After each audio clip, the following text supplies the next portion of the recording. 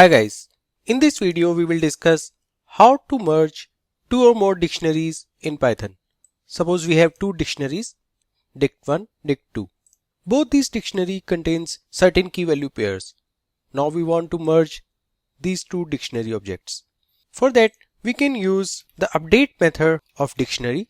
It accepts another dictionary or a sequence of key value pair as an argument and add those key value pairs into the calling dictionary object. Here we can pass the dictionary2 object into the update function. As we have called the update function on dictionary1, so it will add all the key value pairs from dictionary2 into the dictionary1. We can confirm this by printing the contents of dictionary1. As we can see, all the key value pairs from dictionary2 were added into the dictionary1. But these two dictionaries had a common key, Sam. So update function will update the value of the common key with the value from the dictionary which we passed into the argument. Like here, the value of Sam will be 20 because it will be taken from dictionary 2 as we pass this dictionary into the update function as an argument. So this is how we can merge two dictionaries together. But here we change the content of the dictionary 1 by adding the key value pairs from dictionary 2 into the dictionary 1. Suppose we don't want to change the content of dictionary. We want to merge these two dictionaries, but we want to create a new dictionary with all the merged contents. Let's see how to do that. For that, we will use the double asterisk operator from Python. We will apply it to dictionary 1 and to dictionary 2. It will merge all the key value pairs from both the dictionaries into the new dictionary. But how that works?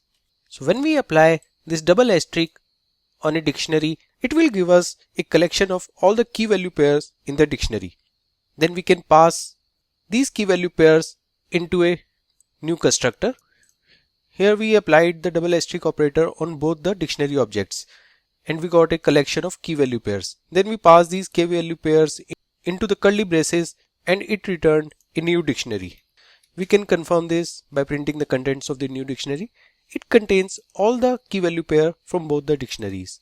If the dictionaries has certain common keys, like here Sam, then the value of that common key will be taken from the last argument in the curly braces, like here from dictionary 2. So this is how we can merge two dictionaries into a single dictionary.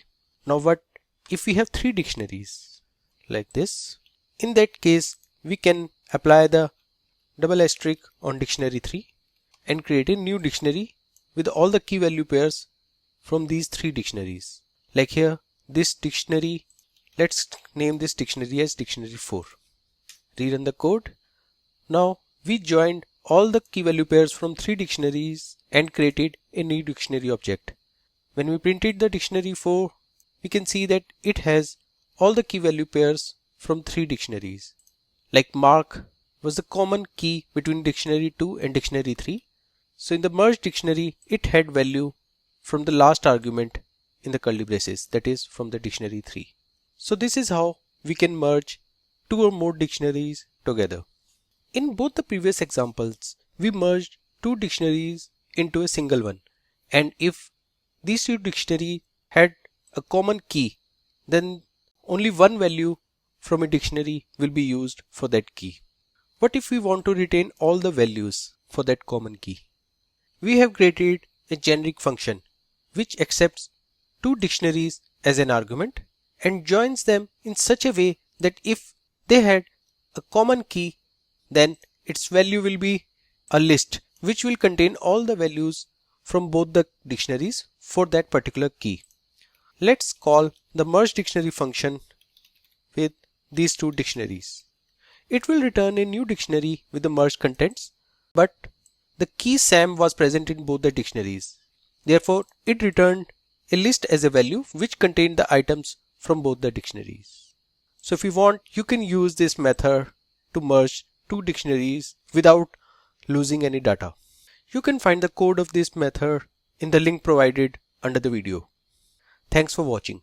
If you want more content like this, then please press the like button and do subscribe to our channel, This Pointer Academy.